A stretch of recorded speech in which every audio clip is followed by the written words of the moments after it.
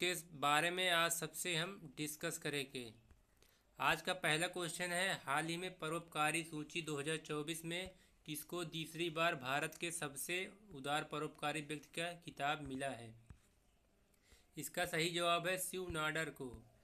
इसके बारे में और जानकारी प्राप्त करते हैं। HCL टेक्नोलॉजी के संस्थापक शिव नाडर ने 5 साल में तीसरी बार भारत के सबसे उदार परोपकारी व्यक्ति के रूप में अपना स्थान बरकरार रखा है। 79 वर्षीय टेक दिग्गज ने वित्तीय वर्ष 2024 में 2153 करोड़ रुपए दान किए हैं, जो कि एडेलगी इंडिया फिलैंथ्रोपी लिस्ट 2024 के अनुसार हर एक दिन में 509 करोड़ रुपए के बराबर है। आज का अगला क्वेश्चन है, वर्ष 2024 में भारत को पवन ऊर्जा क्षमता में विश्व में कौन सा स्थान प्राप्त है? इसका सही जवाब है चौथा स्थान। पवन ऊर्जा क्षमता दुनिया में चौथे स्थान पर है। सौर ऊर्जा क्षमता दुनिया में 5वें स्थान पर है। इसके बारे में और जानकारी, भारत में पवन ऊर्जा क्षमता मुख्य रूप से दक्षिणी पश्चिमी और उत्तर पश्चिमी राज्यों में फैली हुई है। भारत में पवन ऊर्जा की लागत तेजी से कम हो रही है। भारत के शीर्ष पवन ऊर्जा उत्पादक राज्य में तमिलनाडु का नाम शामिल है। दुनिया में पवन ऊर्जा के क्षेत्र में चीन अग्रणी है। चीन की पवन टरबाइन क्षमता 4,41,895 मेगावाट है, जो अमेरिका से लगभग 3 गुना ज़्यादा है। आज का अगला क्वेश्चन है, भारत के कितने संस्थानों ने QS वर्ल्ड यूनिवर्सिटी रैंकिंग 2025 में वैश्विक स्तर के शीर्ष 100वें संस्थान में स्थान हासिल किया है? इसका सही जवाब है 7वां। इसके बारे में और जानकारी, भारत के 2 संस्थान QS एशिया रैंकिंग 2025 के शीर्ष 50वें में और 7 संस्थान शीर्ष 100वें में शामिल है। इसमें भारतीय प्रौद्योगिकी संस्थान दिल्ली IIT डी 44वें स्थान पर है। भारतीय संस्थानों में सबसे महत्वपूर्ण सुधार university of petroleum and energy studies UPES ने हासिल किया है। आज का अगला क्वेश्चन है, महिला एशियन चैंपियन ट्रॉफी का 8वां संस्करण कहाँ नवनिर्मित हॉकी स्टेडियम में खेला जाएगा? इसका सही जवाब है राजगीर।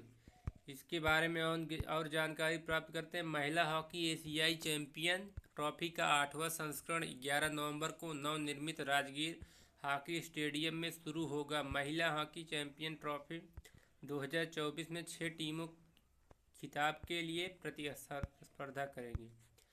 आज का अगला क्वेश्चन है, हाल ही में किसने अपनी पुस्तक speaking with nature the origin of Indian environmentalist का विमोचन किया है? इसका सही जवाब रामचंद्र गुहा ने।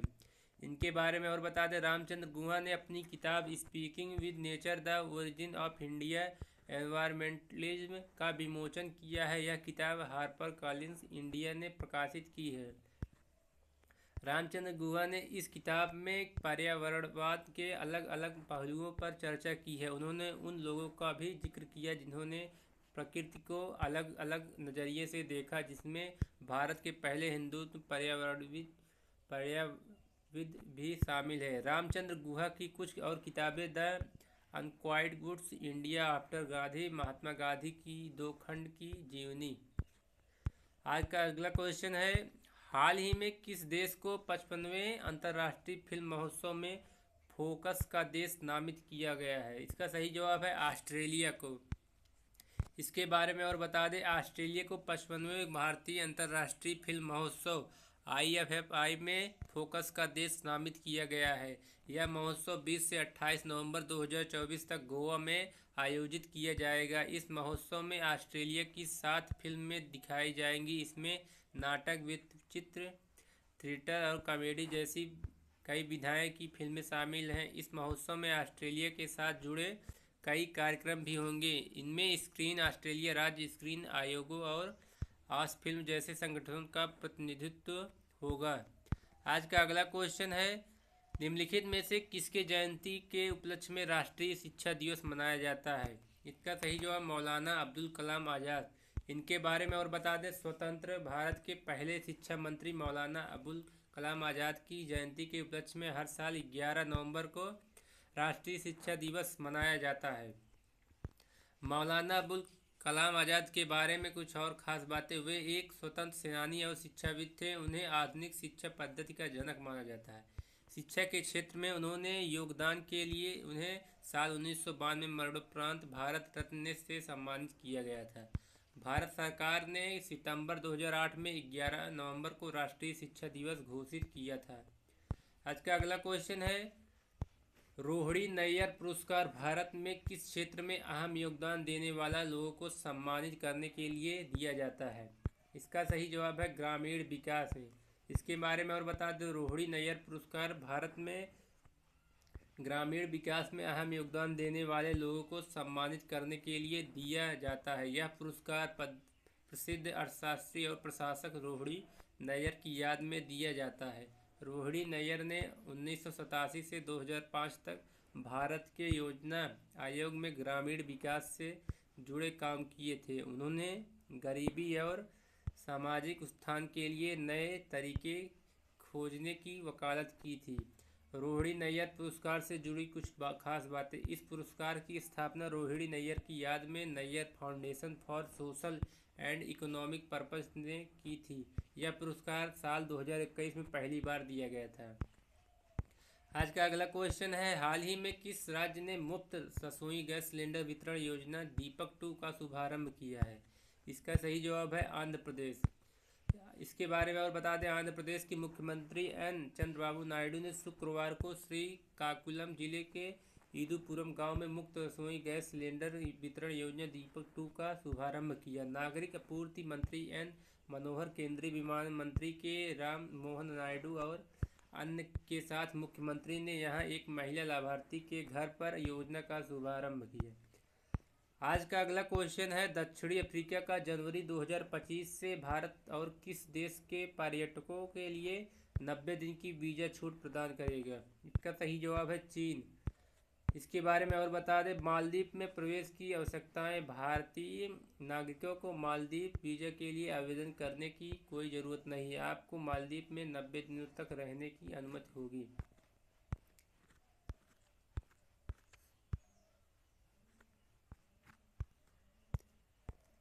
आज का अगला क्वेश्चन है, हाल ही में न्यायमूर्ति संजीव खन्ना ने भारत के मुख्य न्यायाधीश के रूप में शपथ ली है। इसका सही जवाब 91 मुख्याधीश।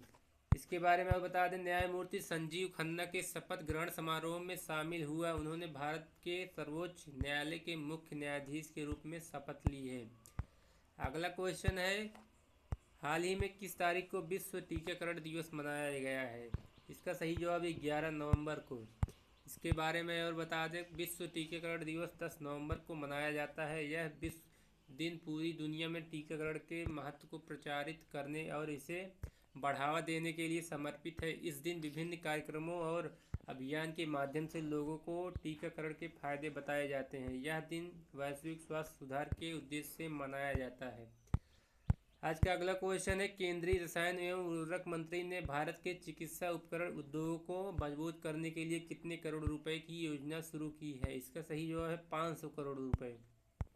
इसके बारे में और बता दें, सार भारत का चिकित्सा उपकरण उद्योग घरेलू विनिर्माण को बढ़ावा देने और आयात पर निर्भरता कम करने के लिए डिजाइन की गई 500 करोड़ की नई सरकारी योजना का जश्न मना रहा है। आज का अगला क्वेश्चन है, हाल ही में